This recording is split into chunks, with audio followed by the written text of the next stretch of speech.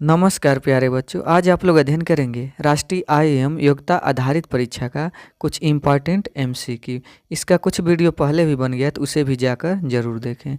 जिसमें यहाँ पर पहला है, भूगोल का पिता किसे कहा जाता है।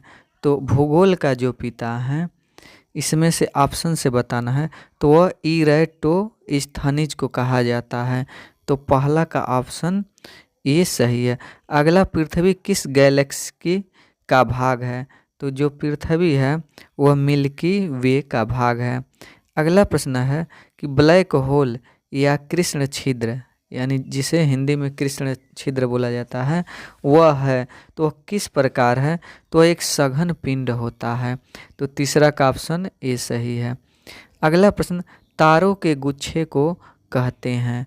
तो तारों के गुच्छे को गैलेक्सी कहते हैं, यानी जिसे आकाशगंगा भी बोला जाता है। तो चौथा का ऑप्शन बी सही है।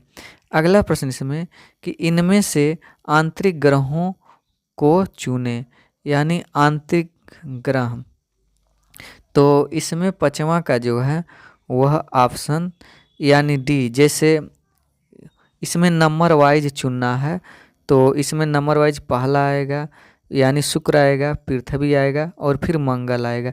यह आंतरिक ग्रह है। अब आंतरिक ग्रह का मतलब क्या होता है, जैसे यह शनि और अरुण यह इस सूर्य से बहुत दूर हैं, और बीच के जो ग्रह हैं वह शुक्र, पृथ्वी और मंगल हैं।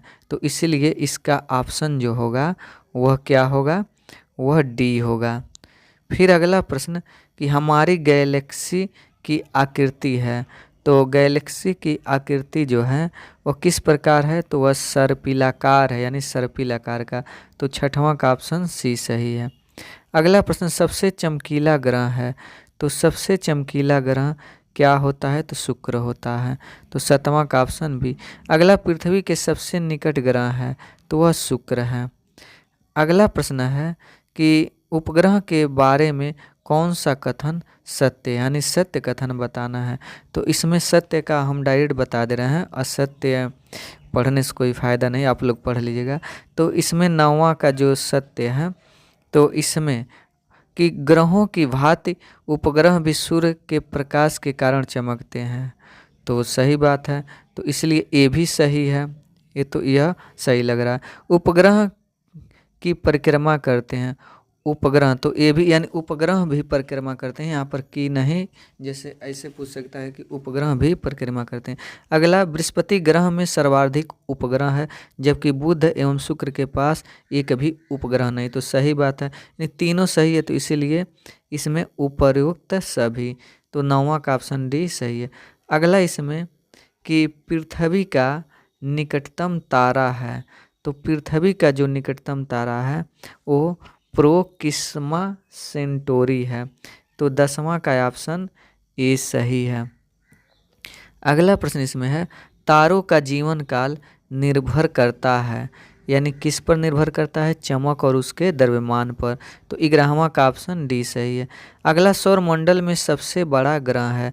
तो सबसे बड़ा ग्रह बृहस्पति होता है। तो 12वां का ऑप्शन डी। अगला प्रश्न कि सूर्य के चारों ओर घूमने वाले खगोलीय पिंड को क्या कहते हैं। तो जो सूर्य के चारों ओर घूमते हैं उसे ग्रह कहते हैं। तो 13वां का ऑप्शन ए, यानी जो सूर्य के चारों ओर चक्कर लगाते हैं उसे ग्रह कहते हैं।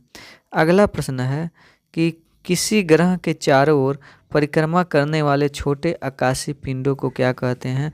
तो जो ग्रह की परिक्रमा करते हैं उसे ग्रह, जैसे कहने का मतलब जो सूर्य की परिक्रमा करते हैं उसे ग्रह, और जो ग्रह की परिक्रमा करते हैं उसे उपग्रह। तो 14 का ऑप्शन बी सही है। अगला प्रश्न, सूर्य के संगठन में सहायक गैस है, यानी सूर्य के अंदर, यानी सूर्य आप लोग सुने होंगे कि आग का गोला है और इसमें गैसों का मिश्रण है। तो सूर्य के अंदर कौन से गैस पाए जाते हैं। तो हीलियम और यानी नाइट्रोजन पाए जाते हैं, लेकिन हीलियम और हाइड्रोजन भी होगा। तो हाइड्रोजन और हीलियम, ये ऑप्शन सही लग रहा है। तो शायद यह नहीं होगा। हाइड्रोजन और हीलियम पाए जाते हैं, यानी सूर्य के अंदर जो गैस हैं वो हाइड्रोजन और हीलियम पाए जाते हैं। तो इसमें 15वां का ऑप्शन डी सही है। अगला प्रश्न है, निम्नलिखित में से किस ग्रह का अच्छी झुकाव सबसे अधिक है। तो वह है बुध का। तो 16वां का ऑप्शन बी सही है। अगला प्रश्न कि सूर्य की परिक्रमा के दौरान पृथ्वी सूर्य से अधिकतम दूरी पर किस महीने में होती है? तो जुलाई में होती है। तो 17वां का ऑप्शन बी। पृथ्वी की उपसौर स्थिति किस महीने में होती है? तो जनवरी महीने में होती है। तो 18वां का ऑप्शन बी सही है। अगला प्रश्न, पृथ्वी अपने अक्ष पर घूमती है, तो यह पश्चिम से पूर्व की ओर घूमती है। तो 19वां का ऑप्शन बी सही है। अगला प्रश्न, सूर्य और पृथ्वी के मध्य न्यूनतम दूरी होती है, तो यानी कब होती है? तो 3 जनवरी को होती है। तो 20वां का ऑप्शन डी सही है।